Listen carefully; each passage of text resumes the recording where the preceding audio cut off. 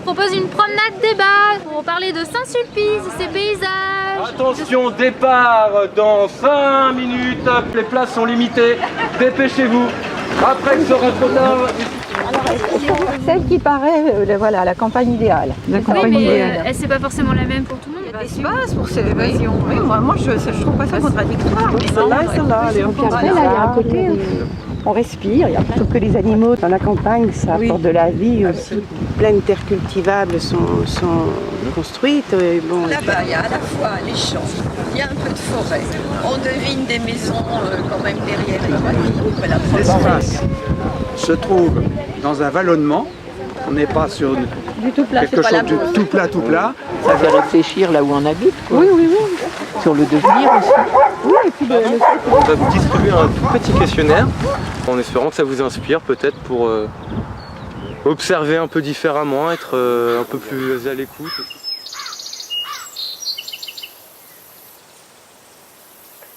J'aime pas l'habitation de lotissement. Déjà par principe, je ne l'aime pas.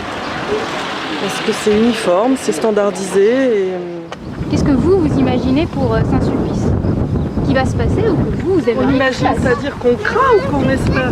Ah, les deux. Peut-être commencer. Il y a un besoin d'habitation proche de Blois, donc les lotissements peuvent continuer à se développer. Ça, on n'en C'est une veut pas. évolution. Même dans les lotissements, là, je trouvais qu'il n'y avait pas d'espace de banc, par exemple, d'endroits où se poser, où il puisse y avoir de la rencontre, de la convivialité, quoi. C'est radicalement différent. C'est déjà beaucoup mieux. Éco-quartier, dans l'idée qu'on continue toujours d'avancer vers Blois, mais on le travaille d'une manière différente. des lieux de rencontre, là où les gens peuvent s'asseoir et discuter. Nous sommes un peu mandatés par l'agglomération pour avoir une meilleure connaissance des habitants et de leur représentation intime de leur territoire. Donc en fait, on a développé un peu une petite technique pour les amener en fait à s'exprimer sur leur paysage. Moi, je comprends que les gens aient envie d'avoir leur bout de jardin, mais pas mal de choses de Blois. on voit disparaître les zones agricoles. Mais il y a peut-être des lieux que vous trouvez assez désagréables. La rue nationale.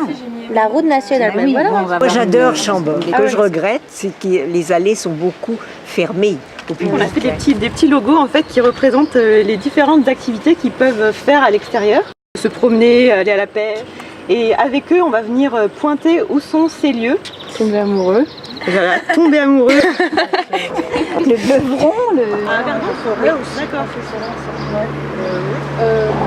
et pourquoi elle se fait là cette septembre? je marche à Célette, en forêt là. En forêt, oui, dans la forêt. Oui, voilà. Allez, n'hésite pas. Saint-Dié-sur-Loire, moi je trouve que c'est... Oui, Saint-Dié-Muide, oui, il y a des très très belles balades aussi le long de la Loire. Là. Quels sont les lieux que vous fréquentez quand vous êtes mis au travail? Et les sentiers battus. Voilà, parce que j'allais dire, nous, c'est vrai qu'on a beaucoup On va le plus souvent au Parc des Mets. Quelles ambiances vous recherchez quand vous allez... Justement, le silence, la nature.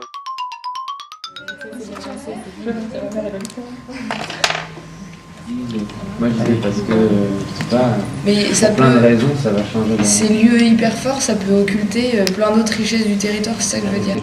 On arrive vraiment plus à éviter les grosses généralités, j'aime bien Chaumont-sur-Loire, le château de Blois, Chambord et ainsi de suite. Dès qu'il y avait du vert, c'était beau, c'était bien. Et dès qu'il y avait des immeubles, c'était pas beau, c'était pas bien. Finalement, le paysage n'est pas vécu par les habitants comme un sujet en soi, n'est pas encore conscientisé comme un sujet en soi, mais passe par l'usage, l'affectif, le vécu.